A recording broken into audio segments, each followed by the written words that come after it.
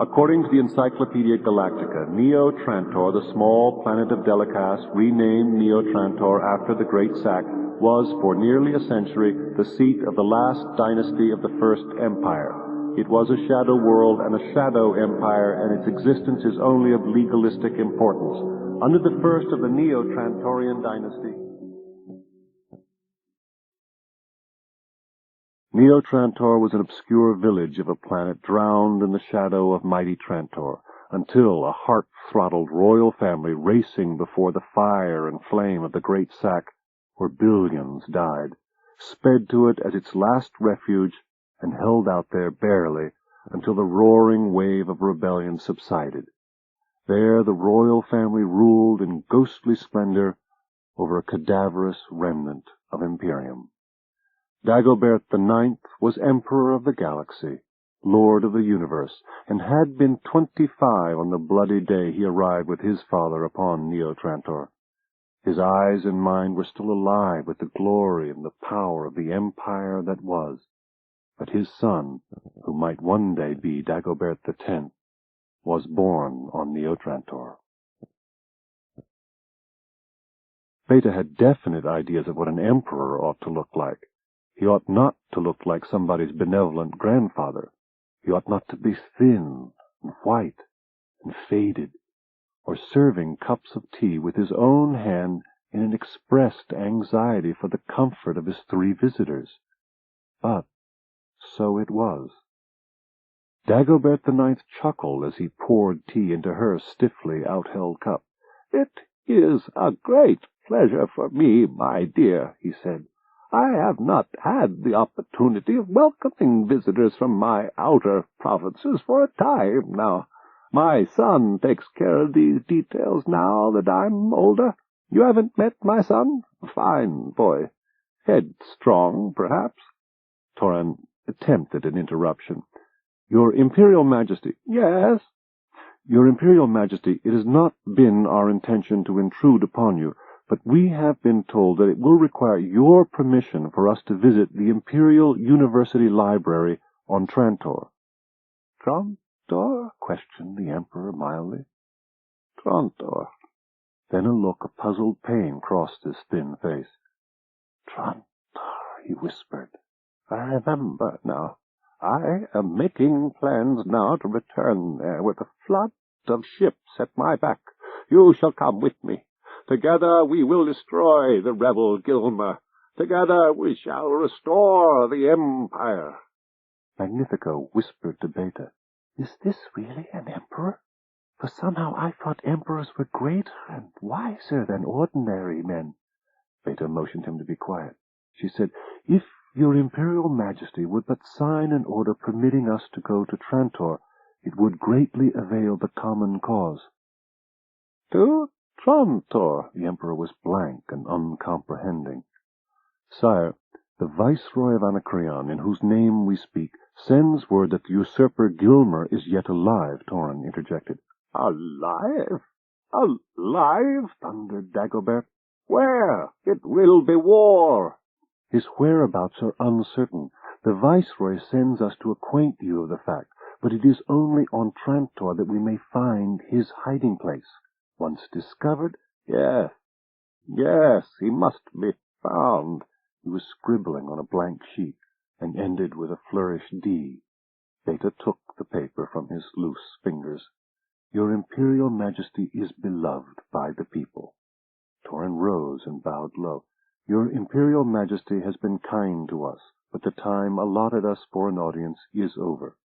For a moment, Dagobert IX looked like an emperor indeed as he rose and stood stiff-backed while, one by one, his visitors retreated backward through the door, to where 20 armed men intervened and locked the circle about them, a hand weapon flashed.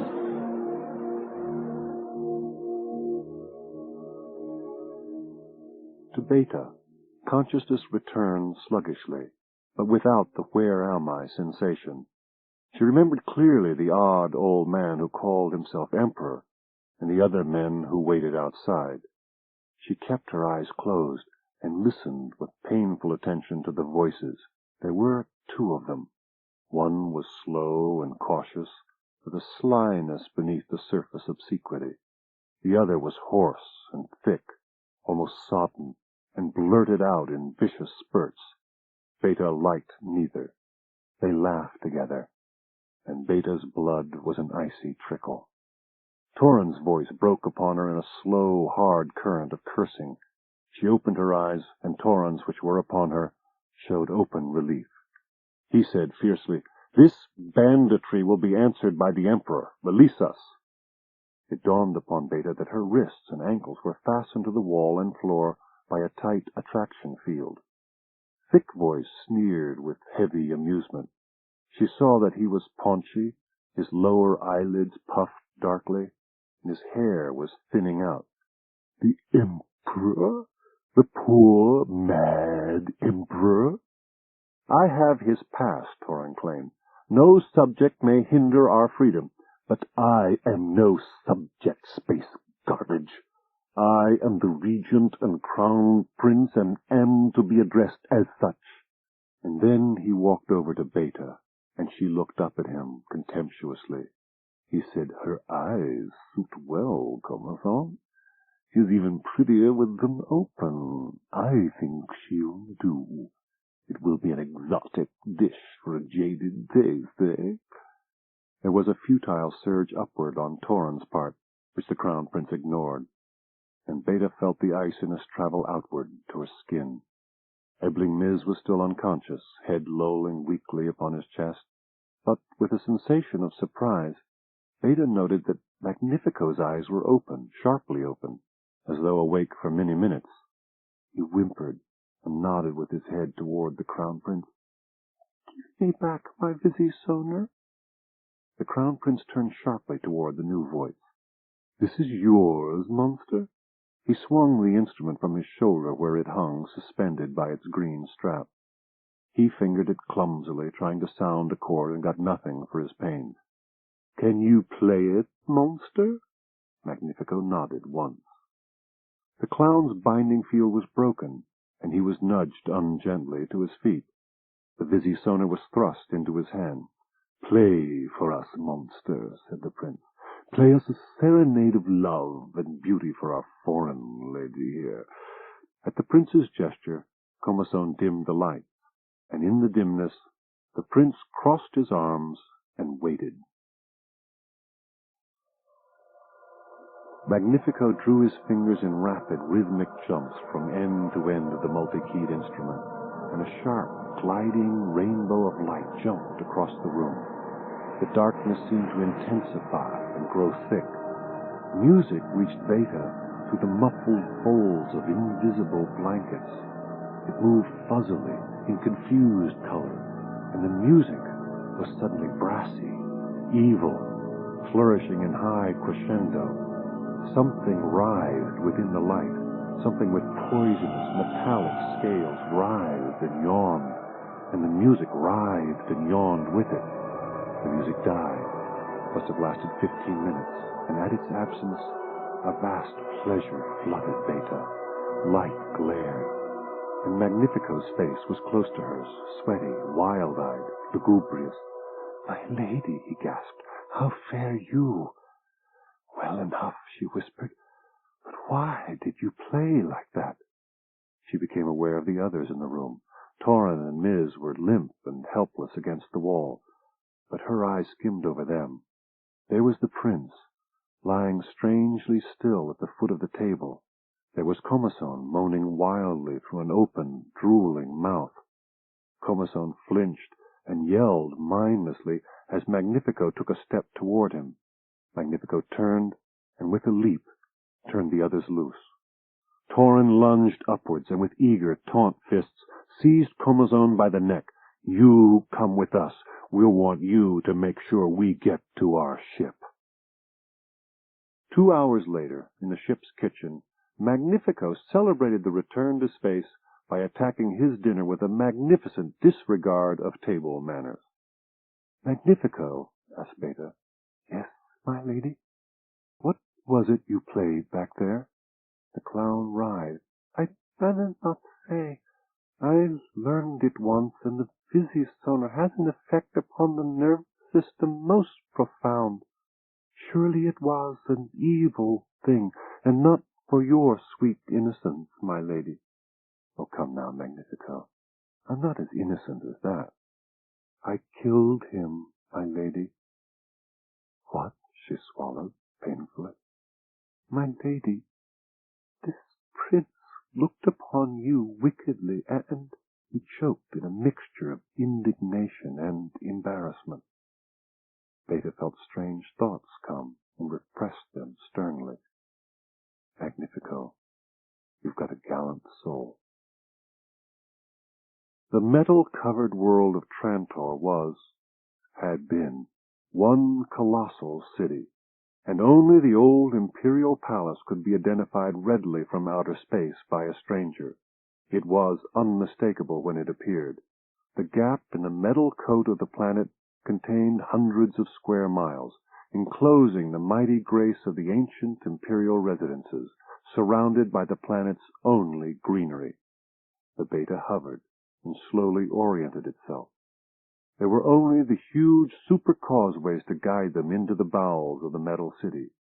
It was only as they submerged into the welter of metal that the smooth beauty apparent from the air dissolved into the broken, twisted, near wreckage that had been left in the wake of the sack. What the map indicated to be the university area was reached by dead reckoning. Upon the flat area of what once must have been a busy landing field, the ship lowered itself. The thin life of Trantor trickled to nothing when they entered among the wide-spaced buildings of the university. A solemn and lonely silence reigned. The library was a deceptively small building which broadened out vastly underground into a mammoth volume of silence and reverie. Ebling Miz paused before the elaborate murals of the reception room. He whispered, one had to whisper here, I think we passed the catalogue rooms a way back. I'll stop there. His forehead was flushed, his hand trembling. I mustn't be disturbed, Torin. Will you bring my meals down to me? Do you think you'll find anything about the second foundation? Beta's voice was agitated, and Ebling Miz replied with a soft certainty, I know I will. Torin and Beta came closer to setting up housekeeping in normal fashion than at any time in their year of married life. Ebling himself was completely buried. He had insisted upon a hammock being slung up for him in the psychology reference room. There were times when the recognition of either Torin or Beta seemed a struggle. He was more himself with Magnifico, who brought him his meals and often sat watching him for hours at a time, with a queer, fascinated absorption, as the aging psychologist transcribed endless equations, cross-referred to endless book films, scurried endlessly about in a wild mental effort toward an end he alone saw. Then, one afternoon, Magnifico's voice was an agitated cry outside. My lady! What is it? Come! Beta's voice choked off sharply when the opening door framed a large, hard-faced Captain Pritchard, cried Torin. Han Pritchard stepped inside. His voice was clear and level, and utterly dead of feeling. My rank is colonel now, under the mule. Under the mule? Torin's voice trailed off. Magnifico stared wildly and shrank back behind Torin. Nobody stopped to notice him. Torin's face was a twisted suppression of fury. How did you find us? I followed you to Neo Trantor. The mule already had his contacts there. I come in friendliness, believe me. I come of my own will to persuade you of the uselessness of what you are doing. If I fail, I shall leave. That is all. That is all? Well, then peddle your propaganda. Give us your speech and leave. The mule is a mutant. He cannot be beaten by the very nature of the mutation. Your knowledge won't hurt him. You see, he is capable of adjusting the emotional balance of human beings. It is quite unbeatable. I mean that it is an easy matter for him to instill into a capable general, say, the emotion of utter loyalty to the mule and complete belief in the mule's victory. His most capable enemies become his most faithful subordinates. And you, added Beta bitterly, betray your cause and become mule's envoy to Trantor. I see. I haven't finished. The mule's gift works in reverse even more effectively. Despair is an emotion. At the crucial moment, key men on the Foundation, key men on Haven, despaired. Do you mean to say, demanded Beta tensely, that the feeling I had in the time vault was the mule juggling my emotional control? Mine too. Everyone. Remember how it was on Haven towards the end? Beta turned away. Colonel Pritchard continued earnestly. As it works for worlds, so it works for individuals. Can you fight a force which can make you surrender willingly when it so desires? Beta whirled on him. Your own emotions have been tampered with. You've got faith and belief in the mule, an unnatural, a diseased faith in the mule. Of what value are your opinions? You've lost all power of objective thought. You are wrong. Slowly the colonel shook his head. Only my emotions are fixed. My reason is as it always was. And there are some things I can see more clearly now that I am freed of my earlier emotional trend. I can see that the mule's program is an intelligent and worthy one. He has established a new empire, the colonel continued. In just a brief period of time, in other words, he will have accomplished what all Selden's psychohistory could not have done in 100 years. The galaxy will have peace and order at last. Pritchard strolled to the door, turned, and said, One last thing. It is known that you search for the second Foundation. The mule in his time will take his measures. Nothing will help you. Goodbye.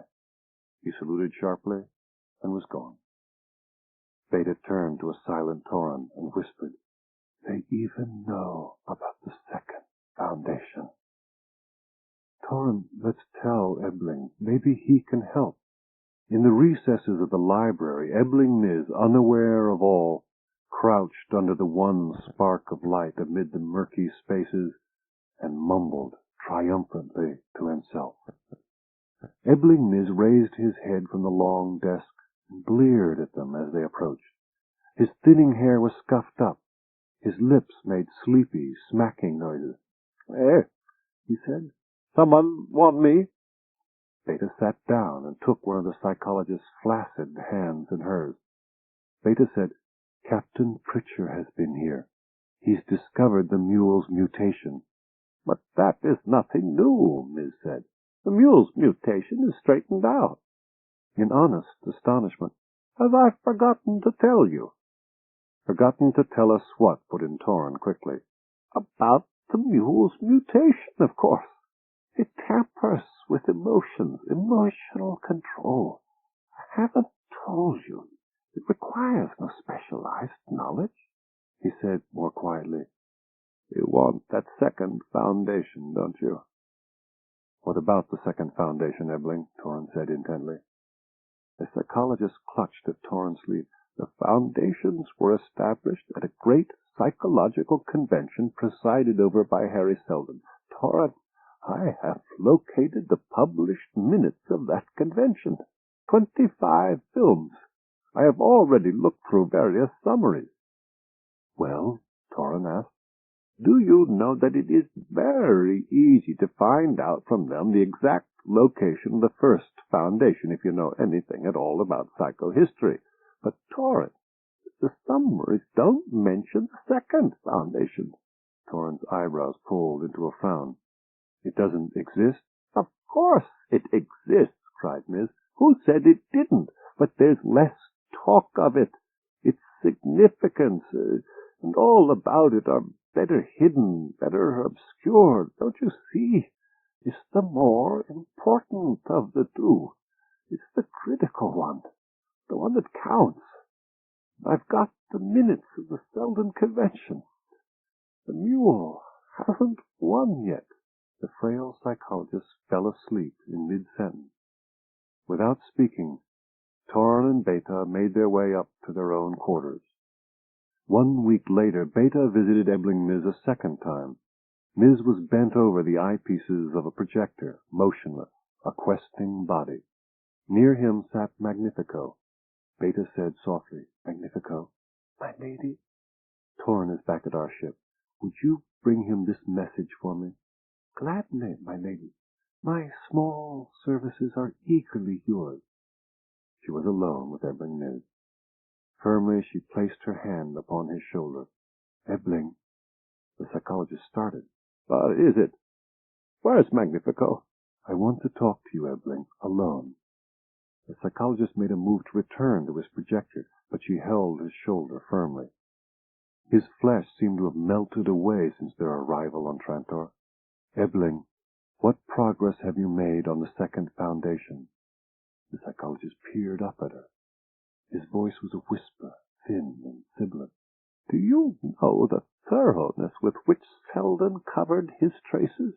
The papers put out by the convention are often apparently unrelated, always obscure. Sometimes I think he used the convention only as a gigantic front and single-handedly erected the structure." "Of the foundations," urged Beta. "Of the second foundation. Our foundation was simple. Foundation number 1 was a world of physical scientists. No psychologists were included. It was a peculiar distortion, and must have had a purpose. The usual explanation was that Selden's psychohistory worked best where human beings had no knowledge of what was coming, and could therefore react naturally to all situations. Do you follow me, my dear?" "Yes, Doctor." "Listen carefully. Foundation number 2 was a world of mental scientists. It was the mirror image of our world. Psychology, not physics, was king. You see?" "I don't." "But think, Beta. Use your head. Harry Selden knew that his psychohistory could predict only probabilities, not certainties. There was always a margin of error, and as time passed, that margin increases in geometric progression. Selden would naturally guard against it as well as he could. Our foundation was scientifically vigorous. It could conquer armies and weapons. It could pit force against force. But what of the mental attack of a mutant such as the mule?" "That would be for the psychologists of the second foundation." Beta felt excitement rising within her. "The stars know at what stage their strength is now. Are they strong enough to fight the mule? Are they aware of the danger in the first place? Have they capable leaders? And if the second foundation should not beat the mule, it is bad. Ultimately bad. It is the end, perhaps, of the human race as we know it." "No," Beta gasped. "Yes. If the mule's descendants inherit his mental powers, Homo sapiens could not compete. There would be a new dominant race, a new aristocracy, with Homo sapiens demoted to slave labor as an inferior race." "Yes, that is so," Beta said. "And even if by some chance the mule did not establish a dynasty, he would still establish a distorted new empire upheld by his personal power only.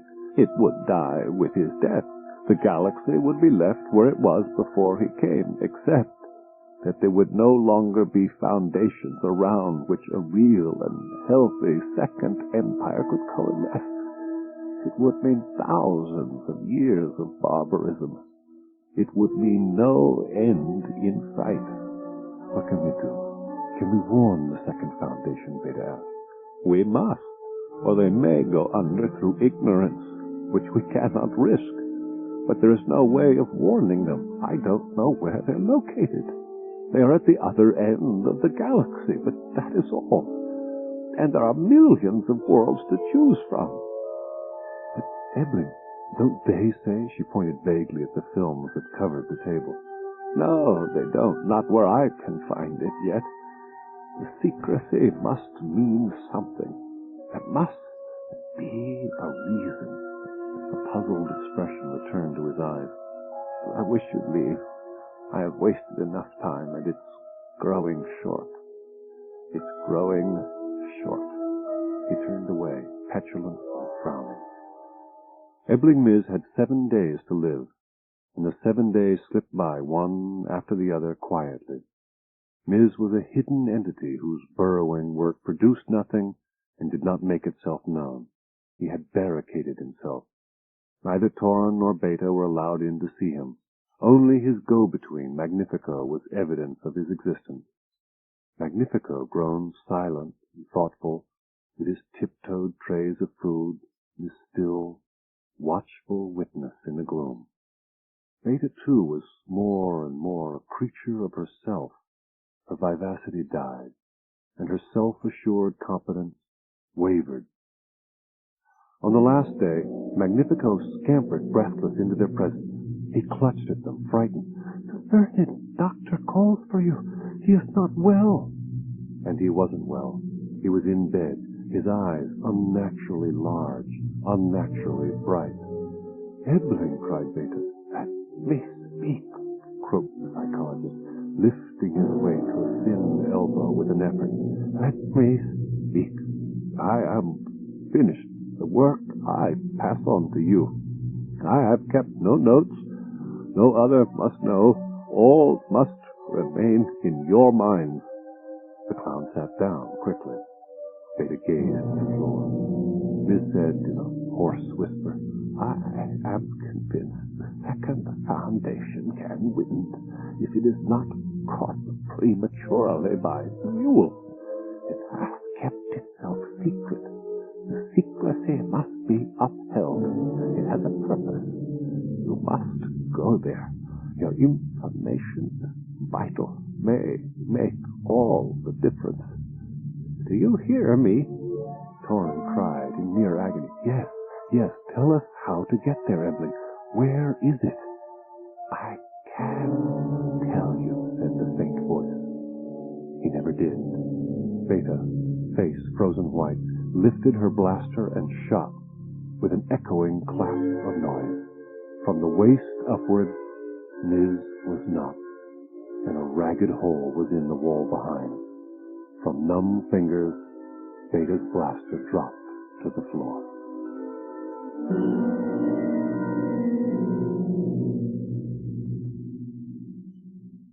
The echoes of the blast rolled away into the outer rooms and rumbled downward into a hoarse, dying whisper. There was a silence of agony. Finally, from between teeth still tight, Torin choked out in an unrecognizable voice, "You belong to the mule, then. He got to you." Beta's head was bent into obscurity. "I belong to the mule. That's ironic. It's over, Torin. I can talk now. How long I will survive, I don't know, but I can start talking." Torin's tension had broken of its own weight and faded into a flaccid dullness. "Talk about what, eh? What's there to talk about? About the calamity that's followed us. Defeat has always bitten at our heels and never actually managed to nip us. We were on the Foundation, and it collapsed while the independent traders still fought, but we got out in time to go to Haven. We were on Haven, and it collapsed while the others still fought. And again, we got out in time. We went on to Neo Trantor, and by now it's undoubtedly joined the mule." Torin listened and shook his head. "I don't understand." "Torin, such things don't happen in real life. You and I are insignificant people. We don't fall from one vortex of politics into the other, unless we carry the vortex with us, unless we carry Mrs. Source of infection with us. Now do you see?" Torin's lips tightened, his glance fixed horribly upon Miz's bloody remnants. "Let's get out of here, Bay." It was cloudy outside. Magnifico crept after them, and now he hovered at the edge of their conversation. Torrance said tightly, "You killed Ebling Miz because he was the mule?" He did not believe the implications of his own words. Beta laughed sharply. "Poor Ebling the mule! I couldn't have killed him if he were the mule. He would have detected my emotion as I moved to kill him, and changed it to love, devotion, adoration, terror, whatever he pleased. I killed Ebling because he knew where the second foundation was, and in 2 seconds would have told the mule the secret." "Would have told the mule the secret?" Torn repeated stupidly. Then he emitted a sharp cry, and turned to stare in horror at the clown. "Not Magnifico?" Torn whispered the question. "Listen," said Beta. "Do you remember what happened on Neotrantor?" "Oh, think for yourself, Torn." But he shook his head. She went on wearily. "A man died on Neotrantor. A man died with no one touching him. Magnifico played on his visisonar, and when he was finished, the crown prince was dead. Now, isn't it queer that a creature afraid of everything, apparently helpless with terror, has the capacity to kill at will? I caught the little of that visisonar selection that killed the crown prince, just a little, but it was enough to give me that same feeling of despair I had in the time vault and on Haven." Torrance' face was darkening. "I felt it too. I forgot. I never thought. It was then that it first occurred to me. It was just a vague feeling, intuition, if you like. I had nothing to go on. But then Pritchard told us of the mule and his mutation, and it was clear in a moment. It was the mule who had created the despair in the time vault. It was Magnifico who had created the despair on Neotrantor. It was the same emotion. Therefore the mule and Magnifico were the same person. The discovery scared me to death. If Magnifico were the mule, he could know my emotions and manipulate them for his own purposes. I dared not let him know. I avoided him. Luckily, he avoided me also. He was too interested in Ebling Miz. I planned killing Miz before he could talk. I planned it secretly as I could. So secretly I didn't dare tell it to myself.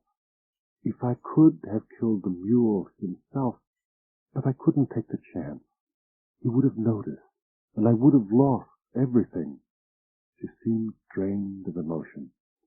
Torrance said harshly and with finality, "It's impossible. Look at the miserable creature. He, the mule, he doesn't even hear what we're saying." But when Torrance's eyes followed his pointing finger, Magnifico was erect and alert, his eyes sharp and darkly bright. His voice was without a trace of an accent. "I hear her, my friend. It is merely that I've been brooding on the fact that with all my cleverness and forethought, I could make a mistake and lose so much." Torrance stumbled backwards as if afraid the clown might touch him, or that his breath might contaminate him. Magnifico nodded and answered the unspoken question. His fear was gone. His bearing was firm. "I am the mule," he said tolerantly. "Seat yourselves. I'd like to tell you a story. It's a weakness of mine. I want people to understand me." And his eyes, as he looked at Beta, were still the old, soft, sad, brown ones of Magnifico, the clown.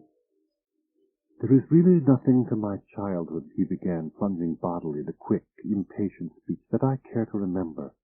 My mother died before she saw me. I do not know my father. I grew up haphazardly, wounded and tortured in mind, full of self-pity and hatred of others.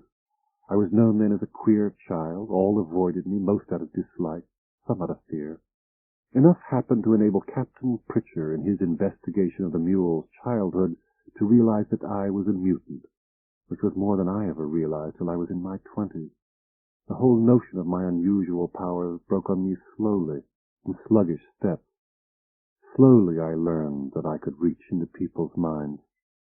But the consciousness of power came, and with it the desire to make up for the miserable position of my earlier life. Maybe you can understand it. Maybe you can try to understand it. It isn't easy to be a freak, to have a mind and an understanding and be a freak. Laughter and cruelty, to be different, to be an outsider. You've never been through it.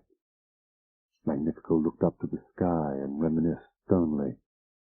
I decided that the galaxy and I could take turns.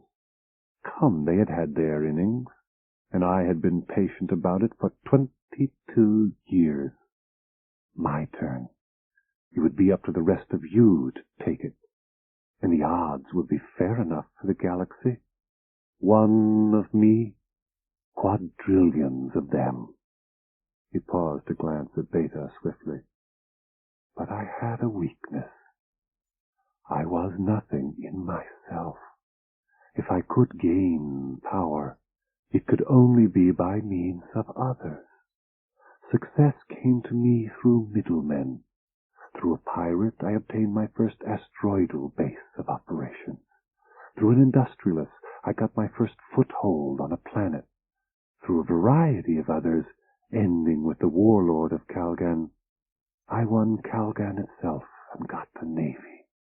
After that, it was the Foundation, and you two come into the story. The Foundation, he said softly, was the most difficult task I had met. To beat it, I would have to win over, break down, or render useless an extraordinary proportion of its ruling class. I could have done it from scratch, but a shortcut was possible, and I looked for it. My emotional control is not an easy task. I prefer not to use it where not fully necessary.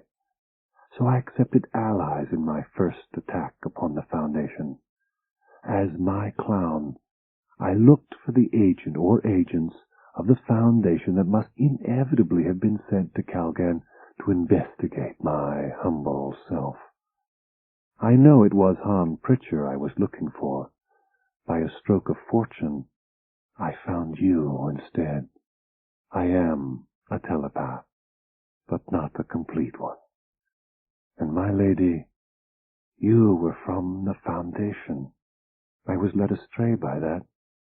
It was not fatal, for Pritchard joined us afterward, but it was the starting point of a mistake that was fatal.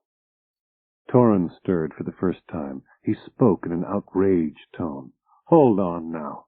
You mean that when I outfaced that lieutenant on Calgan with only a stun pistol and rescued you, that you had emotionally controlled me into it? He was sputtering. You mean I've been tampered with all along? A thin smile played on Magnifico's face. Yes, but you were in no danger. The lieutenant had strict instructions to let us go. So the three of us and Pritchard went to the Foundation. You see how my campaign shaped itself instantly. When Pritchard was court-martialed and we were present, I was busy. The military judges of that trial later commanded their squadrons into the war. They surrendered rather easily, and my navy won the Battle of Holigar and other lesser affairs. As a result of our captivity on Terminus, I met Dr. Miz, who brought me a Visisonar entirely of his own accord, and simplified my task immensely. Only wasn't entirely of his own accord. Beta interrupted. Those concerts, I've been trying to fit them in. Now I see. Yes, said Magnifico. The Visisonar acts as a focusing device. In a way, it is a primitive device for emotional control in itself. With it, I can handle people in quantity and single people more intensively. The concerts I gave on Terminus and Haven before they fell contributed to the general defeatism. But it was Ebling Miz who was my most important find. His potentialities were high, and I needed him. Even before my war with the Foundation had opened, I had already sent delegates to negotiate with the Empire on Neo-Trantor. It was at that time I began my search for the second Foundation. Naturally, I didn't find it, and I knew that I must find it, and Ebling Miz was the answer. I found early that I could induce a continual use of high brain efficiency. It is a killing process for the person affected, but it is useful, and with his mind at high efficiency, Ebling Miz might possibly have duplicated the work of Harry Seldon. Partly he did. I drove him to the utter limit. The process was ruthless, but had to be completed. He was dying at the end. He would have lived long enough. Together we three could have gone onward to the second Foundation. It would have been the last battle. But for my mistake. Torrance stirred his voice to hardness. Why do you stretch it out so? What was your mistake? Why, your wife was the mistake. Your wife is an unusual person. Quite suddenly, Magnifico's voice broke. He recovered with difficulty. She liked me without my having to juggle her emotions. She was neither repelled by me nor amused by me. She liked me. Don't you understand? I stayed out of her mind. I did not tamper with it. I cherished the natural feeling too greatly. It was my mistake. The first. Torrin grimaced.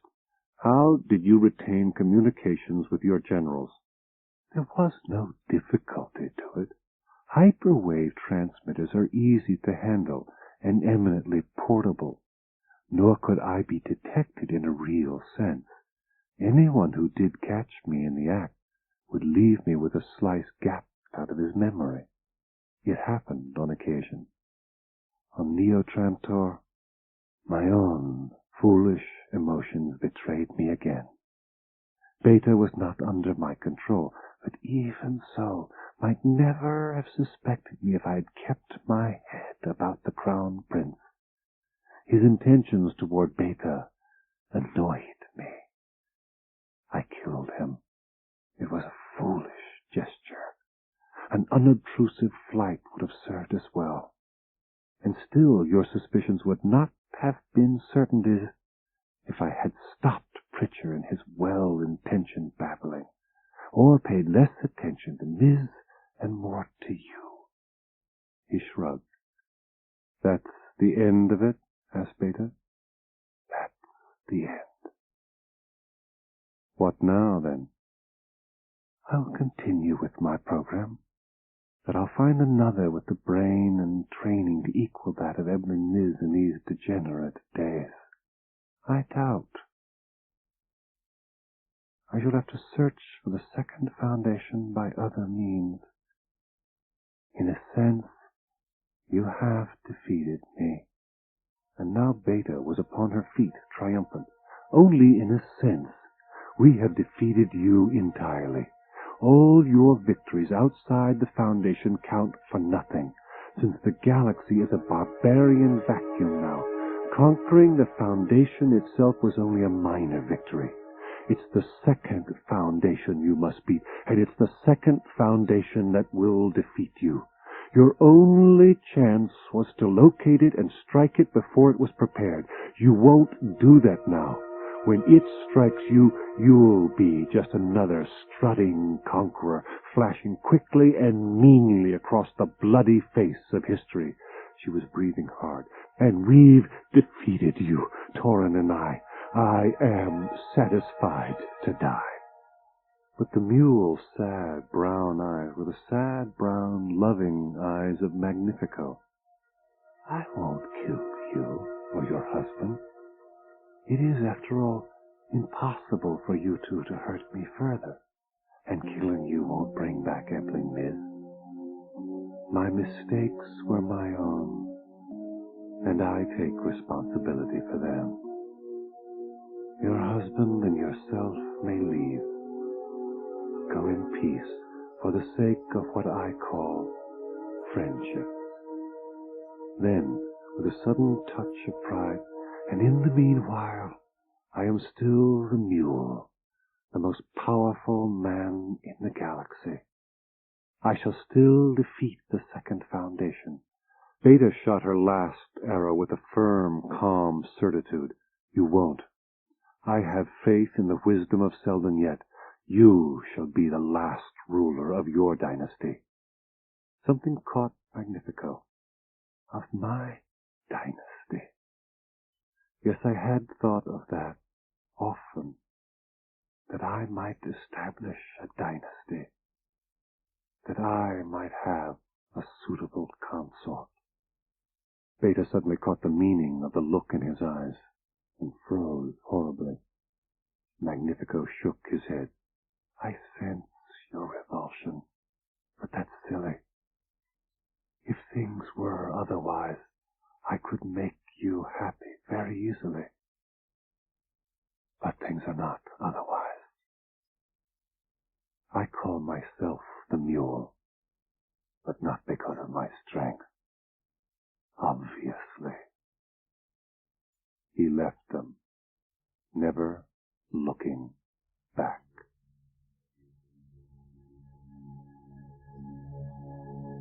This is David Dukes. We hope you've enjoyed this double-day production of Foundation and Empire by Isaac Asimov. This program was produced by David Rapkin, abridgment by Scott Matthews. Foundation and Empire is a production of Doubleday, copyright 1991, all rights reserved.